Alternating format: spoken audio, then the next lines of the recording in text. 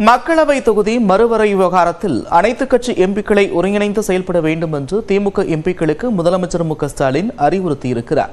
நாடாளுமன்ற பட்ஜெட் கூட்டத்தொடரின் இரண்டாவது அமர்வு நாளை தொடங்கும் நிலையில் சென்னை அண்ணா அறிவாலயத்தில் முதலமைச்சர் மு.க.ஸ்டாலின் தலைமையில் திமுக எம்பிக்கள் கூட்டம் நடைபெற்றது.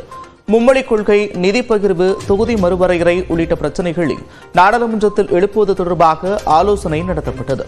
அதனைத் தொடர்ந்து தமிழ்நாட்டின் மக்களவை தொகுதிகளை பாதுகாக்க நாடாளுமன்ற குரலில் எழுப்புவது என்றும் திமுக எம்பிக்கள் கூட்டத்தில் தீர்மானம் நிறைவேற்றப்பட்டது. தொகுதி மறுசீரமைப்பினால் தொகுதிகளை இழக்கும் ஆந்திரா, தெலுங்கானா, கர்நாடகா, மேற்கு வங்கம், ஒடிஷா உள்ளிட்ட 7 மாநிலங்களையும் ஒருங்கிணைத்து களம் காண்போம் என்பன உள்ளிட்ட 3 தீர்மானங்கள் நிறைவேற்றப்பட்டன.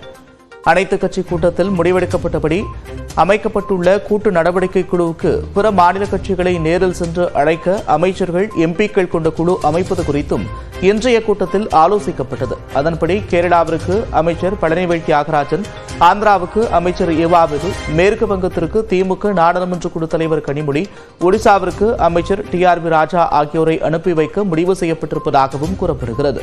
தொடர்ந்து திமுக எம்பிக்கள் கூட்டத்தில் பேசிய முதலமைச்சர், தமிழ்நாடு அரசு நடத்திய அனைத்துக் கட்சி கூட்டம் நாடு முழுவதும் கவனத்தை ஈர்த்திருப்பதாக தெரிவித்தார். தொகுதி மறுவரை பிரச்சினையில் நமக்கான உரிமையை பெற இது ஒரு தொடக்கம்தான் என்றும், நம் கோரிக்கைகள் வெற்றியடையும் வரை இந்த போராட்டம் தொடர வேண்டும் என்றும் முதலமைச்சர் பேசியதாக கூறப்படுகிறது. மேலும் தொகுதி மறுவரையறை என்பது தனிப்பட்ட ஒரு கட்சியின் பிரச்சினை இல்லை என்பதால் தமிழ்நாட்டு எம்பிக்கள் தொகுதி மறுவரையால் பாதிக்கப்படும் பிற மாநில எம்பிக்களை ஒருங்கிணைத்து அவர்களது கருத்துக்களையும் கேட்டு செயலாற்றிட வேண்டும் என்றும் முதலமைச்சர் அறிவுறுத்தியிருப்பதாகவும் தகவல் வெளியாகியிருக்கிறது. மேலும் இந்தி உட்பட எந்த மொழி குறித்தும் வீண் விமர்சனங்களை வைக்க வேண்டாம் என்று திமுக எம்பிக்களுக்கு முதலமைச்சர் அறிவுறுத்தியிருப்பதாகவும் கூறப்படுகிறது. அதிமுகவின் கொள்கைகளை மக்களிடத்தில் கொண்டு சேர்க்கும் வகையில் தென்னை பிரச்சாரங்களை தீவிரப்படுத்த வேண்டும் என்று அக்கட்சி நிர்வாகிகளுக்கு எடப்பாடி பழனிசாமி அறிவுறுத்தியிருக்கிறார்.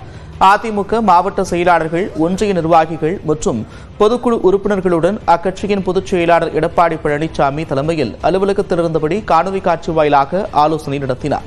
நிர்வாகிகள் அனைவரும் தங்களது மாவட்டத்தில் இருந்தபடியே கூட்டத்தில் கலந்து கொண்டனர். அப்போது பூத் கமிட்டி அமைப்பது, கட்சி வளர்ச்சிப் பணிகள், புதிய உறுப்பினர் சேர்க்கை உள்ளிட்டவை குறித்து நிர்வாகிகளிடம் எடப்பாடி பழனிசாமி கேட்டறிந்தார்.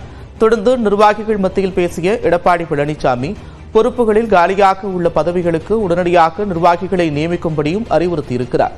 பூத் கமிட்டி விரைவாக அமைத்து அந்த பட்டியலை தலைமைக் கழகத்திற்கு அனுப்பி வைக்க வேண்டும் என்றும் கூறியிருக்கிறார். மேலும் கட்சி கொள்கைகளை மக்களிடம் கொண்டு சேர்க்கும் விதமாக தென்னை பிரச்சாரத்தை தீவிரப்படுத்த வேண்டும் என்றும் எடப்பாடி பழனிசாமி கேட்டுக் கொண்டார்.